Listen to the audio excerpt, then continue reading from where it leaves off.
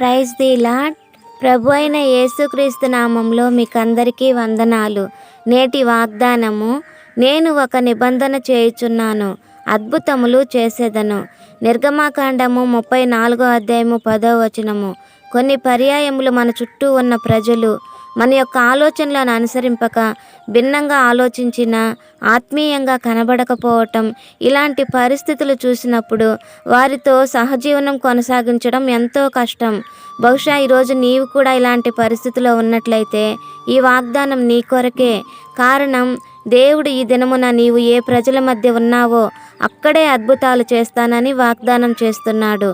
కనుక పరిస్థితుల వైపు నీవు చూడక ప్రభు వైపు చూడు. యెహోవా ఈరేగా నాడు అబ్రహాము పక్షముగా సహాయం చేసిన దేవుడు నేడు మన పక్షముగా కూడా అద్భుతాలు చేస్తాడు. ప్రభు కృప మనందరికీ తోడై ఉండునుగాక. ఆమెన్.